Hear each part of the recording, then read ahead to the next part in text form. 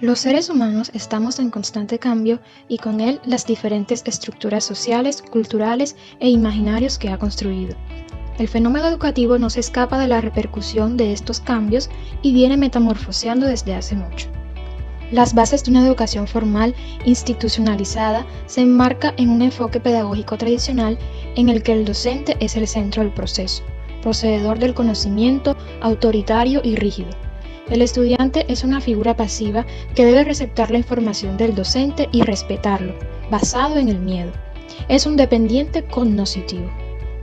En el aula no hay interacción, primando el silencio como estrategia para focalizar la atención.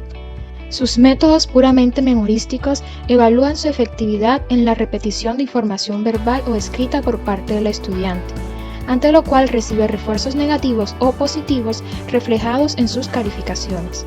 El objetivo de la educación es formar individuos al servicio de los requerimientos del Estado.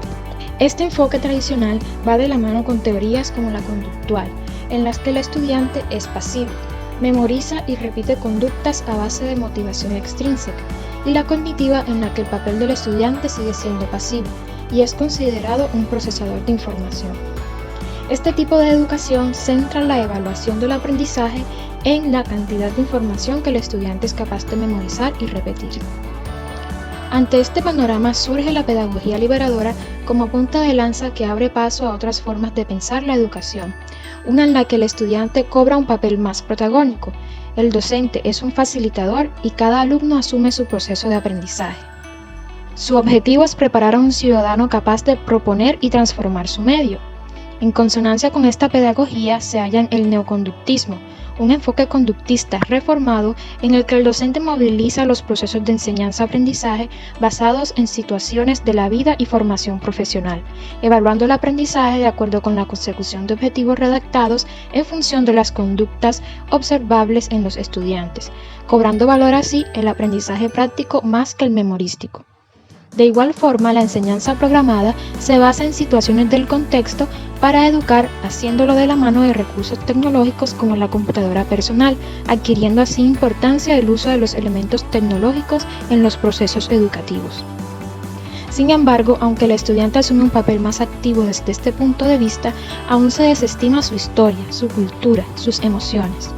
El componente socioafectivo como potenciador del aprendizaje se puede ver en una pedagogía nueva o activa, donde el estudiante, además de ser protagonista de su aprendizaje, se busca que éste sea consciente de la importancia de aprender. Enfoques que apuntan a este componente socioafectivo son el histórico-cultural, en el que el docente guía y genera espacios de aprendizaje colaborativo, pues se considera que es en la interacción con otros en donde hay aprendizajes más significativos.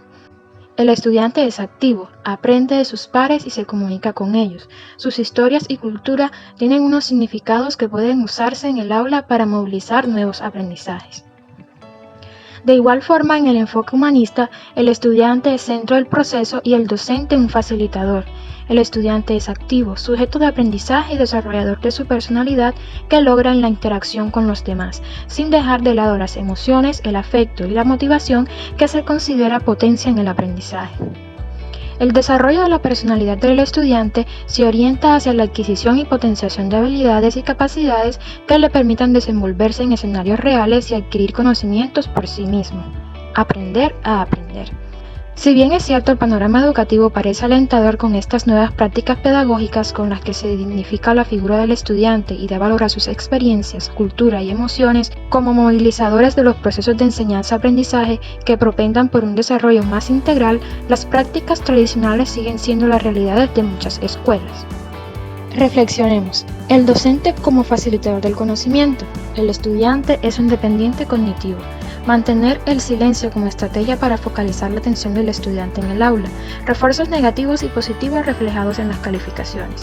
Cualquier parecido de estas características con la realidad educativa actual es pura coincidencia. Es alentador que nuestros estudiantes no son los mismos de ayer, que la tecnología posibilita el conocimiento al alcance de su mano a través de celulares, tablets, computadores y un sinnúmero de redes sociales, haciéndoles más curiosos e independientes. Pero, ¿cómo lograr eso en la escuela? ¿Cómo cambiar esos panoramas pedagógicos tradicionales en los que sentimos que nuestros estudiantes se desmotivan, se aburren y no encuentran utilidad en lo que se les enseña? En definitiva, hay que empezar por dejar a un lado nuestro ego de adulto y aceptar que ante las nuevas transformaciones tecnológicas, nuestros estudiantes están expuestos cada vez más a información y estímulos, lo que implica que ya no se trata de enseñar información, la cual posee el adulto experto y experimentado, sino enseñar a utilizar la información, que los estudiantes te atienden al alcance de la mano, a consultarla, a discriminar entre aquella que es confiable y la que no, enseñar habilidades de pensamiento que les permitan ser críticos sobre ella.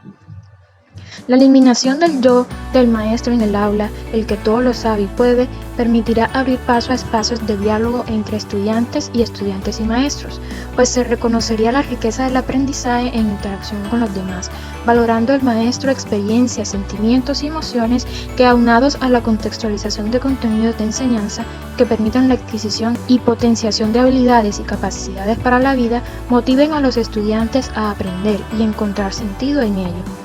La labor del maestro es entonces encontrar contenidos atrayentes y significativos para los estudiantes, asumiendo el reto de mostrar a los estudiantes la importancia de aprender a aprender, no porque sea una obligación aprender, sino porque la educación es necesaria e importante para el bienestar del ser, sentir que todos los días aprendo algo nuevo y crezco y nunca me voy a graduar.